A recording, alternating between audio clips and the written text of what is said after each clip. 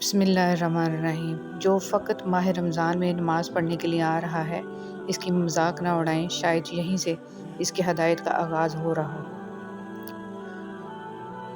رسول صلی اللہ علیہ وسلم نے فرمایا، جس نے جمعہ کے دن سورہ کہف پڑھی، اس کے لیے 2 جمعوں کے درمیان نور روشن ہو جاتا ہے۔ رسول صلی اللہ علیہ وسلم نے فرمایا، جمعہ کے دن میں 12 گھڑیاں ہیں، تو اللہ تعالیٰ اسے وہ چیز عطا فرما دیتا ہے، لہٰذا اسے عصر کے بعد کی آخری سات میں تلاش کرو۔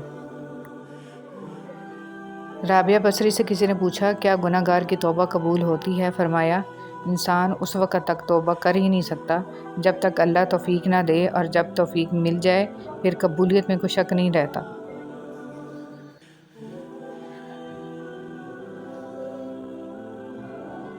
جب آپ سے غیر ارادی نیکیاں ہونے لگیں تو شکر ادا کریں، کیونکہ وہاں کہیں اوپر سے آپ پر نظر کرم ٹھہر گئی ہے۔ مال کی محبت سے اوپر درجے کی محبت خدا کے ساتھ ہوتی ہے، تو بندہ اپنا محبوب مال راہ خدا میں خرچ کرتا ہے۔ گھر کبھی تنگ نہیں ہوتے، دل تنگ ہو جاتے ہیں، اور ایک ہی گھر میں رہتے ہوئے لوگ اجنبیوں کی طرح رہتے ہیں۔ بات صرف احساس کی ہے۔ دعا ہے کہ اللہ پاک ہم کو سب کو ہدایت عطا فرمائے اور ایک دوسرے کا احساس پیدا فرما دے، آمین۔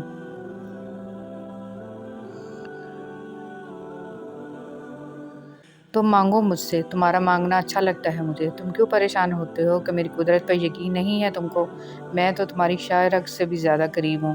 جب تم اپنی ماں کی نیت پر شک نہیں کر سکتے تو اس پر کیسی بے یقینی جو تم سے 70 ماؤں سے بھی زیادہ پیار کرتا ہے۔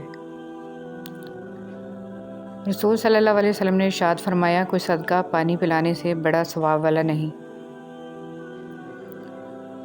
جب بھی تم چاہو کہ تمہاری دعا عرش تک پہنچے اور مستجاب ہو جائے تو اپنے والدین کے لیے پہلے دعا مانگو۔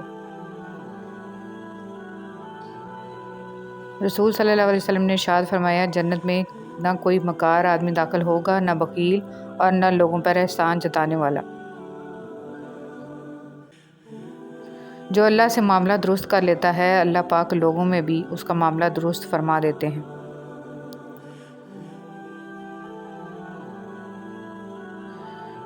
بخیل آدمی کی دولت اس وقت زمین سے نکلتی ہے جب وہ زمین کے نیچے چلا جاتا ہے۔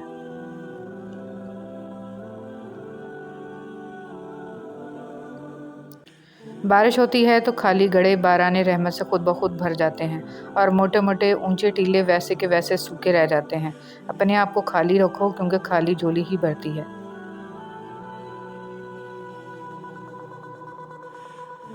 زیادہ اجر و ثواب والا صدقہ۔ ایک شخص نبی کریم صلی اللہ علیہ وسلم کی خدمت میں حاضر ہوا اور کہا، یا رسول اللہ، کس طرح کے صدقہ میں سب سے زیادہ ثواب ہے؟ آپ صلی اللہ علیہ وسلم نے فرمایا کہ اس صدقہ میں جسے تم صحت کے ساتھ اور مال کی محبت کے باوجود کرو، تمہیں ایک طرف تو فقیری کا ڈر ہو اور دوسری طرف مالدار بننے کی تمنا اور امید۔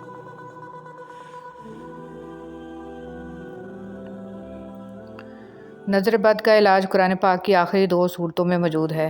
نظر بد سے بچنے کے لیے غیر شرعی بیہودہ کاموں سے خود کو دور رکھنا چاہیے، اور نہ ہی پیر فقیروں اور جعل سازوں کی تویزوں میں پھنس کر اپنا مال و اسباب، ذہنی سکون اور برباد نہیں کرنا چاہیے۔ ہر مشکل کے لیے اللہ کے کلام، وظائف، مسنون دعاؤں کی طرف رجوع کرنا چاہیے۔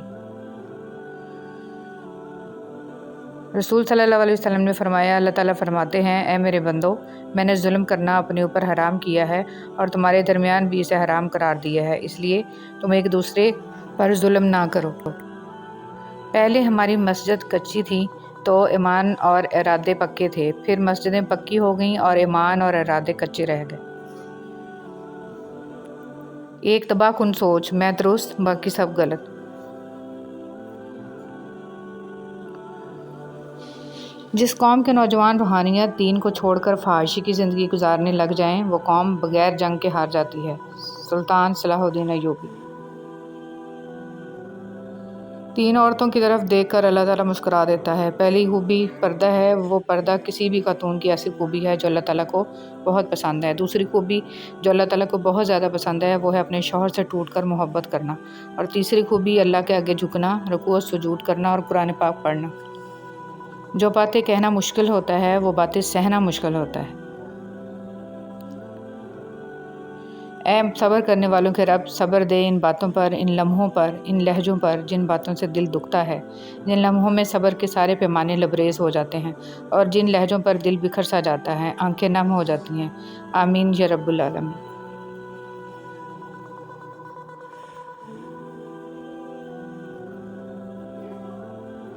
پر بات کرنے میں بھی انہی کا ہاتھ ہوتا ہے، گلے لگا کے جو کہتے ہیں ہمیشہ خوش رہو۔